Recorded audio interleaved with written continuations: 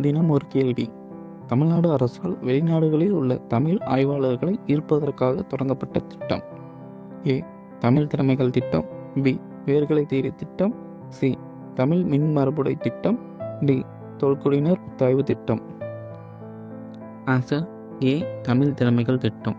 இத்திட்டத்தின் முக்கிய அம்சங்கள்: வெளிநாடு வாழ் ஆய்வாளர்களின் பதிவேடு உருவாக்கம், போட்டித்தன்மை, சம்பளம், ஆராய்ச்சி மானியம், வீட்டு விசா வசதி ஏற்படுத்துதல், பல்கலைக்கழகங்களின் ரிசர்ச் சேர்ஸ் மற்றும் சிறப்பு மையங்கள் உருவாக்குதல், கூட்டு ஆராய்ச்சி, முனைவர் பட்ட மேற்பார்வை, சர்வதேச திட்டங்களை ஏற்படுத்துதல், ஆண்டுதோறும் தமிழ் திறமைகள் மாநாட்டை ஏற்றுவித்தல்.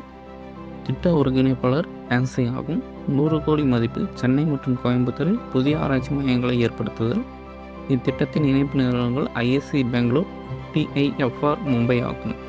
அதர் ஆப்ஷன்ஸ்: வேர்களை தேடி இத்திட்டம் 2022ஆம் ஆண்டில் தமிழ் வளர்ச்சி மற்றும் தகவல் துறையால் தொடங்கப்பட்டது. இதன் நோக்கம் வெளிநாட்டு தமிழர்களை தங்கள் பூர்வீக ஊர், கலாச்சாரம் மற்றும் மரபு ஆகியவற்றுடன் இணைத்தல் ஆகும்.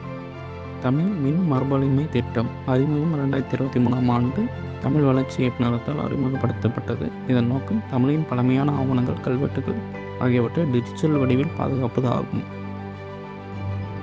தொழிற்குடியினர் புத்தாய்வு திட்டம் 2021ஆம் ஆண்டு தொழிலாளர் நலத்திட்டது.